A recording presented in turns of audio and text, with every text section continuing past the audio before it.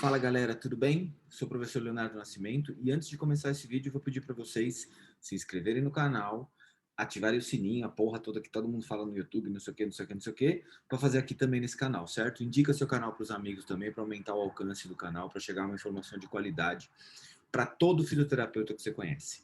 E hoje, o assunto do vídeo de hoje vai ser um assunto muito comum, uma queixa muito comum no consultório. Eu sempre falo que os consultórios de fisioterapia traumato-ortopédica, a gente tem 4 queixas que são as mais comuns.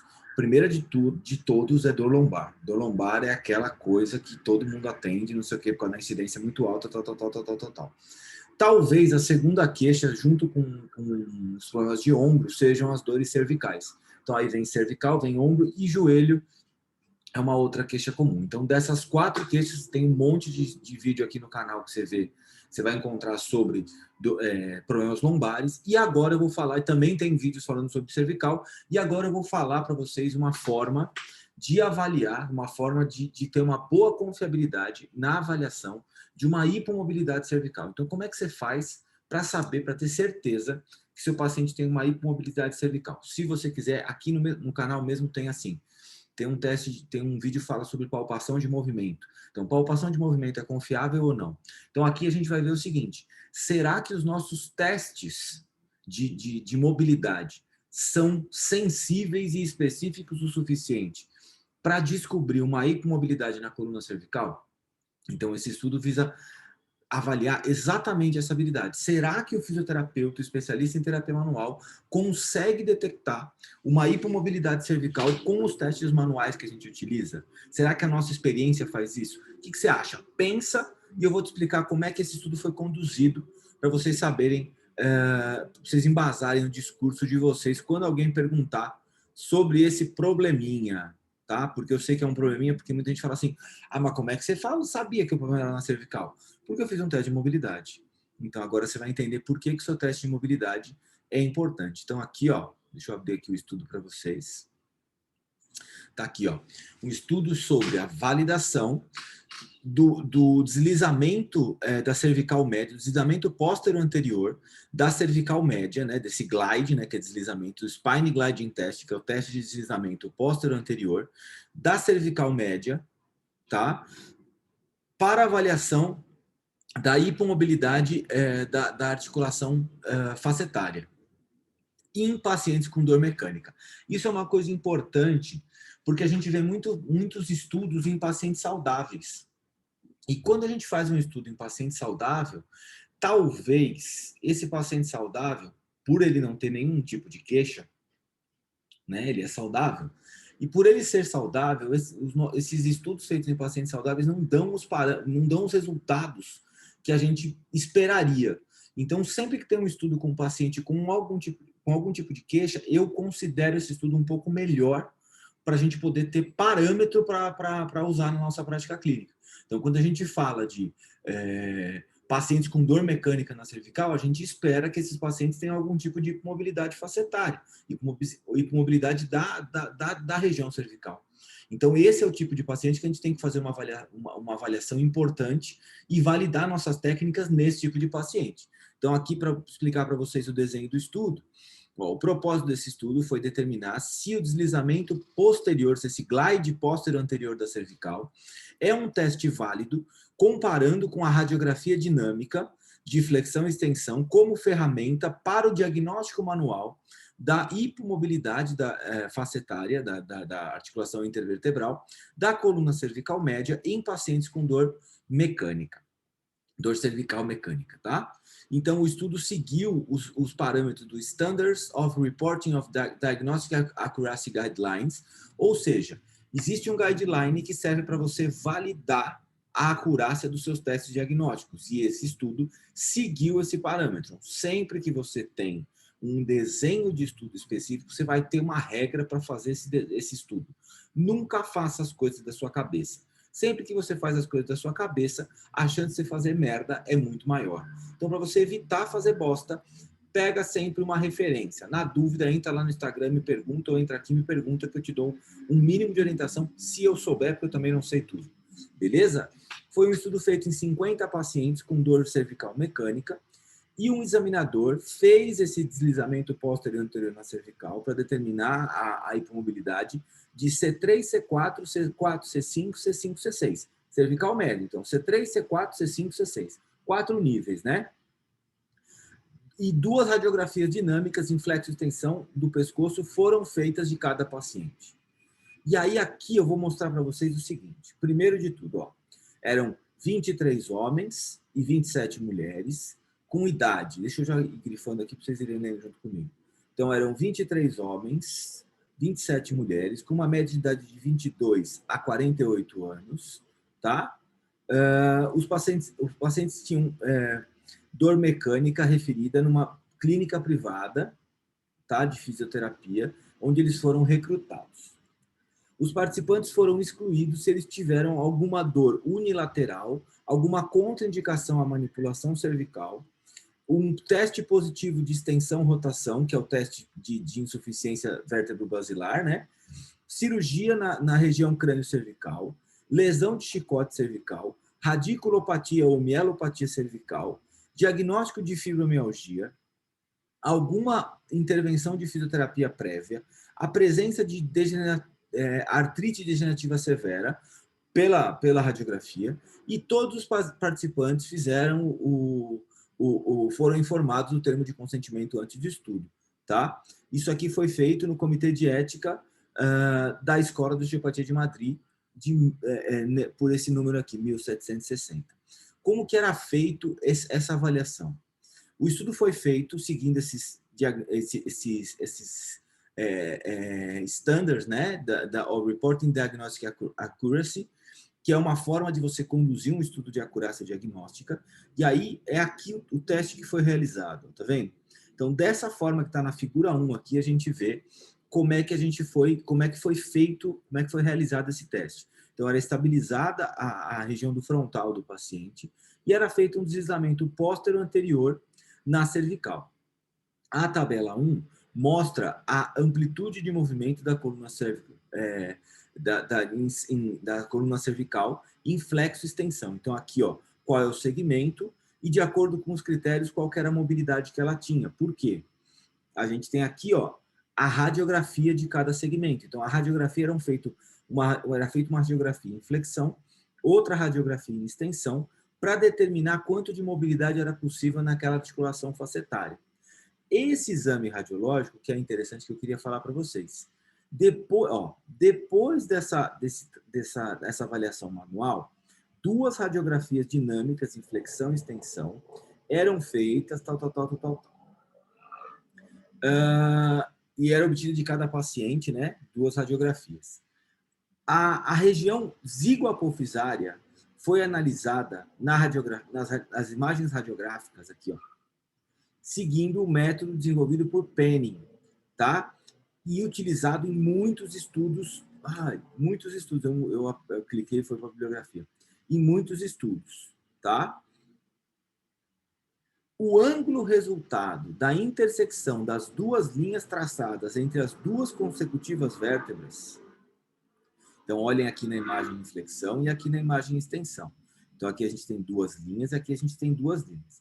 Então, o ângulo resultado da intersecção das 2 linhas traçadas entre as 2 vértebras consecutivas era considerado o grau de movimento intersegmentário de flexão e extensão entre cada uma das vértebras. Esse procedimento mostrou um erro, né, um erro padrão de mais ou menos 0,6 milímetros, um desvio padrão de 0,8, e 0,4 milímetros, um desvio padrão de 0,1.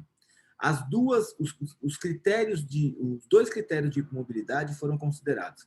Critério 1, por causa da similaridade do desenho do estudo, tipo de sujeito e o método de radiografia. A mobilidade intersegmentária cervical foi reportada de acordo com esse estudo de Puglisi e et al. Percebam o seguinte, todos os parâmetros que eles utilizaram, eles colocaram com boas referências. Por isso que esse aqui é um bom estudo. Vale a pena olhar as bibliografias dele depois, tá? E o segundo critério, não tinha o consentimento na normalização dos dados intersegmentais de flexão e extensão. A mobilidade cervical, como segundo critério baseado em estudos anteriores, também foi considerada. De 6 estudos, de 6 publicações que foram realizadas, eles extraíram os dados de igualdade e homogeneidade do teste de flexão, desses valores de flexão e extensão. Então, eles pegaram 6 publicações para considerar critério de normalidade.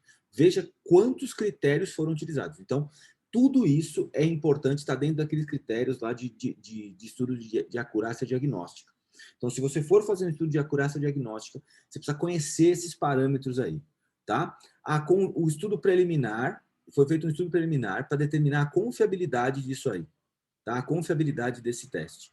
E foi um estudo cego, 2 examinadores com mais de 8 anos de experiência avaliaram 25 pacientes com semelhança a esses pacientes que foram incluídos no estudo, e a presença de uma hipomobilidade cervical foi conduzida e descrita nesses pacientes. Eles encontraram que tinha uma boa confiabilidade no estudo, então eles poderiam conduzir. Então eles fizeram um outro estudo prévio para determinar se o examinador, se o avaliador dessa hipomobilidade tinha boa confiabilidade para fazer. Olha como foi bem feito esse estudo. E aí a gente tem aqui todos os resultados da radiografia de acordo com os níveis vertebrais de cada um dos indivíduos testados. 50 indivíduos, homens e mulheres, no teste de C3, C4, C5, C6, C7, tudo aqui, nessa tabela 2 aqui, grandona, você tem todos os resultados por indivíduo que foram realizados.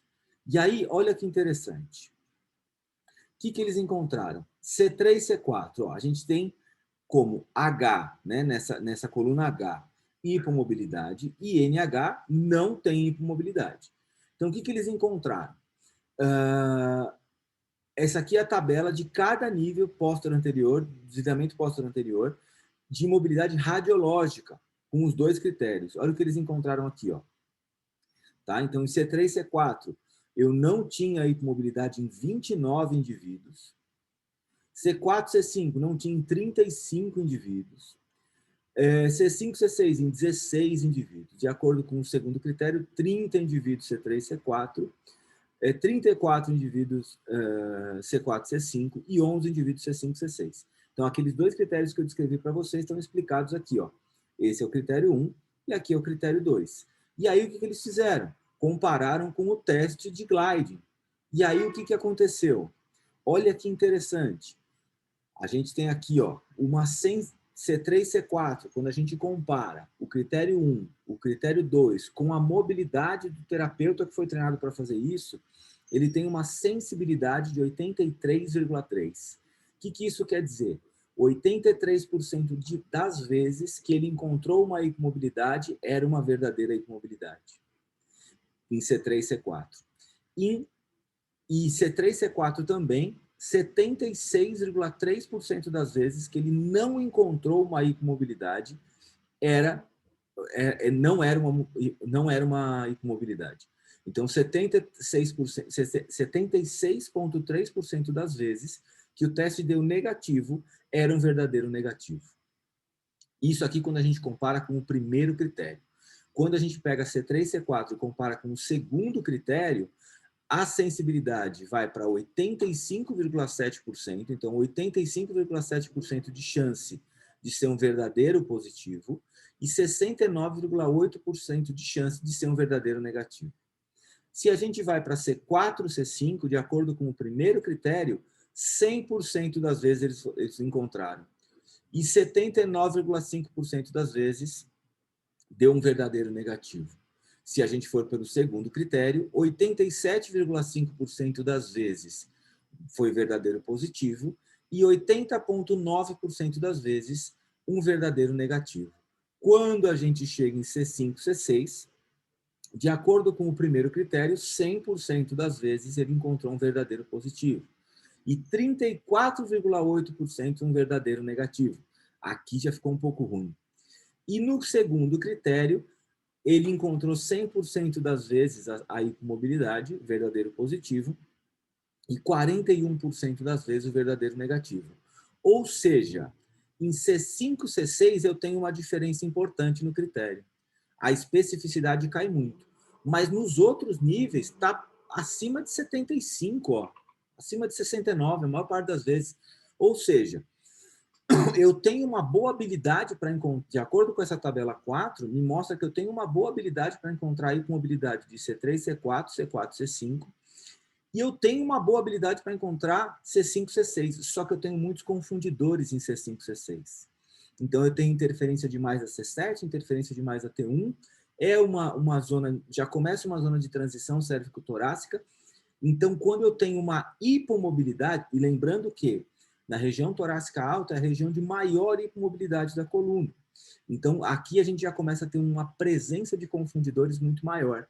Então, na altura de C6, está próximo de C7, T1, que é uma região muito hipomóvel da coluna, naturalmente a gente cai a nossa precisão do nosso exame. E o que eles acabam? Aplicações clínicas desse estudo, aplicações práticas desse estudo. O deslizamento, o glide póstero anterior, como a gente viu na figura, foi tão bom quanto a radiografia dinâmica para fazer o diagnóstico da hipomobilidade vertebral na coluna cervical média. A sensibilidade e especificidade desse deslizamento póstero anterior é maior e melhor em C3, C4, C4, C5, quando comparado com C5, C6, que foi o que eu acabei de explicar para vocês na tabela. Então, aplicações clínicas desse estudo. Pode utilizar esse teste de deslizamento póstero anterior na sua prática clínica para encontrar uma hipomobilidade cervical. Mas entenda que conforme você vai baixando o nível, né, trabalhando os níveis mais baixos, por exemplo, C5, C6, C7, T1, a sua chance de errar já começa a ser um pouco maior. Então, o que a gente tem que tirar de lição desse estudo? A gente tem que tirar de lição o seguinte. Primeiro, o teste de deslizamento póstero anterior é um bom parâmetro para eu utilizar no meu consultório. É um teste com boa acurácia diagnóstica. Pelo menos para C3, C4, C4, C5, C5, C6. Só que, quando eu falo de C5, C6, eu tenho muitos confundidores por causa da hipomobilidade da torácica. Então, aí eu preciso tomar um pouquinho de cuidado para utilizar o teste com uma maior precisão. Beleza? Então, eu espero que vocês tenham gostado desse vídeo. Clica aí, curtir o vídeo, faz as suas perguntas, tá bom? Pega o artigo, dá uma olhada nas tabelas, é um artigo muito bem feito, muito bem estruturado. Beleza? Espero que vocês tenham gostado e até a próxima. Beijo, tchau!